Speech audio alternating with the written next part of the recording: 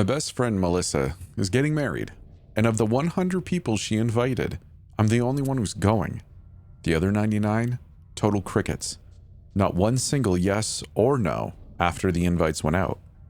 At first we thought they might have gotten lost in the mail or she used the wrong stamps. But when she texted everyone to ask if they received the invites and to remind them to RSVP, they ignored her completely. And then 2 weeks before the wedding, Melissa told me her fiance, Seth, was missing. So here's the thing. I had never met Seth. In fact, I had only known Melissa for a few months. We met when her car broke down in front of my house, and I offered her my front porch to sit on while she waited for the tow truck. Melissa told me her fiance, Seth, was on a business trip and that he would be back the week before the wedding. And why wouldn't I believe her? Melissa and I were instant best friends. I could not wait to meet Seth at the wedding. She talked about him so much that I felt as if I had known him already. And I can honestly say I looked forward to the wedding as much as she did. Or maybe even more. Because I loved her very much. I wanted her to be happy. And I could see that the wedding planning was stressing her out so bad that she was losing sleep. Even before she broke down in tears and told me nobody was coming. Even before Seth went missing, I could see that she was slowly losing her mind. Melissa told me she filed a police report but wasn't expecting much from that end, given that Seth was an adult male. I thought sadly that she was probably right. She said she was talking with a private detective and he was looking into it for her. A week before the wedding, Melissa came to my house in the middle of the night to tell me she knew where Seth was, but we had to move fast. Next thing I know, we were speeding down the highway, going out of town. I kept asking her what was going on, and she kept saying she'll explain when we get there. We drove for hours, stopping once to pee and another time to get gas. It was before sunrise when we started, and we were still going when the sun went down. Now, I'm not good with maps and wouldn't be able to find my way out of a paper bag, but I can read signs, and even I could tell we were going in circles. She first drove across state lines, and then 5 hours later, she drove back across the same state lines. I remembered the same rest stop we passed in the morning because of a red car that was parked there. "Melissa, what's going on?" I said, but she wouldn't answer me. She drove faster and faster. We sped past every other car on the road, and people rage honked at us, screaming obscenities. We were going 75, and then 80, and then 90. The car was shaking like a toy, and Melissa seemed to be in a trance. She was mentally somewhere else, and I was numb, paralyzed with fear. I did not know what to do. I prepared myself to die, and then it occurred to me. Maybe Seth was dead. Maybe she had received news of his body being found and she had gone crazy. She swerved in front of a truck, and I knew it was all over. I felt it in my bones. I wasn't even scared. But she hadn't crashed us, only took an exit ramp, and then we were driving slowly down a residential street. She stopped the car in front of the house where a girl was smoking on the porch. Melissa turned to me and said, "They have Seth in that house. His life is in danger. We have to get him out." "That girl?" I said, incredulous. She looked about 90 pounds soaking wet. I could probably take her down myself. "There's a whole gang in there," said Melissa, "and she's one of them." And because I was tired and hungry and frightened and confused, I believed her. It was way past midnight when we got back to town. Melissa stopped in front of the all-night diner and we went in to get some food. My legs were shaking, but she seemed perfectly normal. I tried to act normal too, trying to forget what she had done. What we had done. A small voice said in the back of my head. The events of the previous hours were a blur. Things had happened so fast that it was as if they had happened to somebody else. I still didn't understand, and I had a feeling I was never going to. The whole day was like a bad dream. I felt faint as we sat down, and I pretended to peruse the menu, even though I loved food more than anything in the world, and I hadn't eaten in the last 20 hours. I had no appetite whatsoever. The server gave us a look and then whispered something to another server who got somebody from the back who looked like a manager. The three of them looked at us and seemed to be discussing something. Were the police looking for us already? The manager came to our table and said, "Hey, Melissa, long time no see." Melissa said, "Oh, hey, I didn't know you were working tonight." The guy laughed and said, "I work every night. Who's your lovely friend?" "A real charmer." Melissa introduced me, and then she asked him outright if he was coming to the wedding. A shiver went down my back. Her fiance was missing. What wedding was she talking about? He glared at her and then looked at me and said, "Want a drink? You look like you could use one." And then he scurried off like he couldn't get away fast enough. Melissa told me that was her cousin. When we were done eating, the manager cousin guy came by and said his shift was over, and he'll drop us off on the way home. Melissa said she had her car, and he was like, "You shouldn't be driving." They stared at each other so hard I thought there was going to be words between them, but he said nothing and left the restaurant. Melissa and I had a few more drinks, and then we went outside to the parking lot and got in her car. She started the car, and the car didn't move. The engine was going, but the car wasn't. We got out to investigate and found one of the tires was flat as a pancake, even though it was fine when we drove in, and the manager guy, her cousin, was somehow right there behind us. Scared the crap out of me.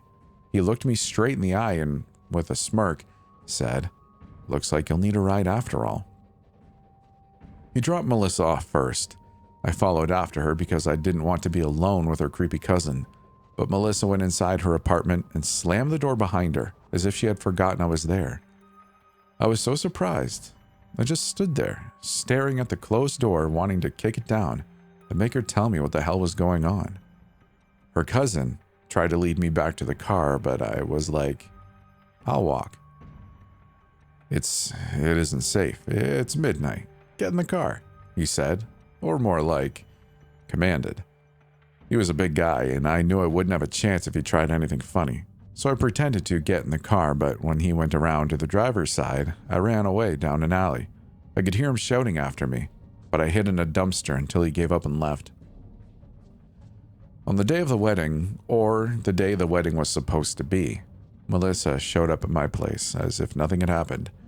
She said her family was having a barbecue get-together and asked me if I wanted to come. Everything in my head screamed no. I no longer trusted her after what she did that night, and I never wanted to see her again. Looking at her made me feel sick. She had told me the girl knew where Seth was. She had told me the girl was in on it and Seth's life was in danger. She had told me there was a whole gang.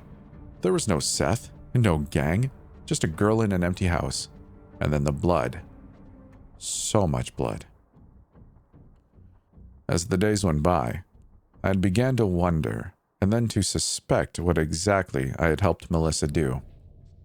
Her entire story had more holes than a cheesecloth. The fact was I barely knew her. She was a mystery to me, and it had been that way from the beginning.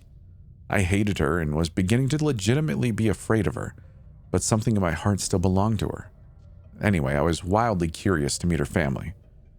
Melissa's creepy cousin was there at the barbecue, surrounded by adoring nieces and nephews. He didn't seem so bad, but I reminded myself neither did Ted Bundy. Everything was going fine until Melissa started talking about Seth and how the police hadn't done jack. To be honest, I was surprised nobody had mentioned it until then. Melissa was working herself up into a real rage, and everybody was like, they didn't know where to look. Some stared at their phones, a few others left, and her creepy cousin looked pissed.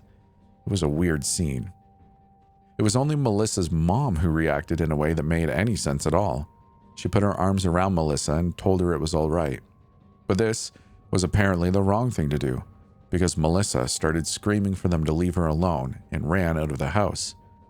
Her mom was like, "Oh my God," and started going after her, but the creepy cousin stopped her and said, "Let her get it out of her system." "What if she gets in the car?" Melissa's mom said.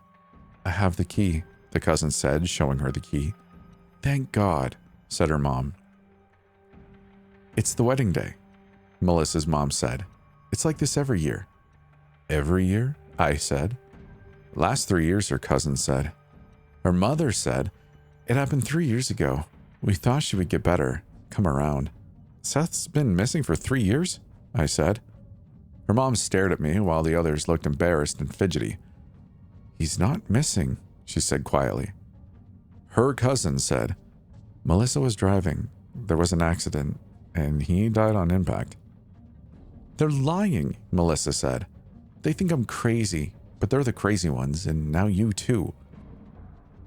I had mentally prepared myself to ignore her stupid crap, and I did. I asked her to take me to the police station so I can see the missing person report she said she had filed, and of course, she refused. She said I had no right to ask her, which was true, and that she had thought I was different, appealing to my vanity. But actually, I'm just like the rest of them. Since vanity didn't work, let's try guilt tripping. I didn't know what to think, or rather, I knew, for in my obsession with her, I had allowed myself to do evil. And then, as if she had read my mind, she said, "You better not tell anybody." And then she smiled, and that was how I knew she was not crazy. She was evil. "You did it on purpose," I said. "He was dead asleep when I put him in the car." "It was too easy," she said. "Even if they suspected anything, there wasn't enough left of him to autopsy." And the girl, I couldn't continue. But I already knew, and it was as if I had known all along. "I told her to stay away from him," Melissa said. "Seth was mine, but she didn't listen. You know how they say revenge is best served chilled? Do you think 3 years was a long enough time?" She cackled, and then she came towards me. We were in her apartment. It was midnight, and not a single soul knew I was there. I said very casually I had no idea what she was talking about, and that it was late, and I was going home. She shoved me against the wall, slammed my head against it hard. She was so much stronger than she looked. "You're the only one who knows," she said. "Don't you see how that can be awkward for me?" I thought of the girl that night, the look in her eyes when she saw Melissa, as if what she had feared all her life had come true at last. And in the end, she had seemed almost relieved. I now knew how that poor girl felt. It was exhausting, being afraid all the time, looking over your shoulder, waiting for it to happen. When Melissa hit me again, I didn't resist and let myself slump against the wall. I knew what she was going to do to me. She had practically told me. I would have gotten into the car myself if only she had asked me. But she wasn't the asking type. She just took. A life here, a life there. It was all the same to her. And the weird thing was, I still couldn't hate her. When she pushed the needle into my arm, I felt an overwhelming sense of peace. I was so tired after everything. The last thing I remember thinking about was my cat Ernie I had when I was a kid. Ernie died of renal failure at 18. He died in my arms. And I'd made biscuits on my sweater up until the end, when the vet came to our home to do the euthanasia. My mom wanted to delay it another day because he seemed so content.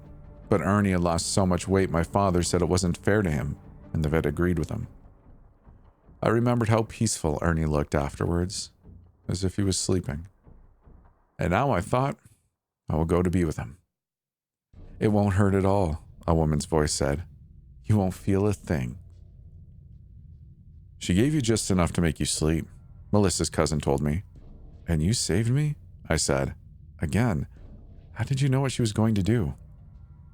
"I've been keeping up with her every night since you guys showed up at that diner. So it wasn't so much luck as perseverance," he said. "I knew she was planning something. I could tell." "So you suspected her?" "All along. She killed my dog when we were kids, and I guess I saw through her unlike most people." He told me he had been inside her apartment that night, and he had used his phone to record her admitting she killed Seth. He hadn't expected her to try to kill me, but when she pushed the needle into my arm, he panicked and realized, just as I did, that she was fixing to do to me what she had done to Seth. He fought her to the ground and told her he would tell the police who killed Seth. And then he took me to the ER to make sure I was okay. When he went back to Melissa's apartment to confront her again, the police were everywhere. Apparently, she had driven her car into the wall of the parking garage and had died on impact. "What about me?" I said. "What I did?" His face became blank and stupid looking. "I don't know what you're talking about." Melissa's gone. What more can justice ask for? You saw through her, though. It's funny you don't see through me, too, I said. I see that she lied to you, and you fell for her crap just like all the others, like I've been seeing my whole life. She was my dog's favorite human, and she killed her for nothing. But if I told you... But he didn't want to hear it. We've been married for 10 years now, and he still refuses to talk about it. I can feel him look at me sometimes as if he was doubting his own eyes. One night he told me I looked like Melissa. You were in love with her, weren't you? He said, just a little accusing.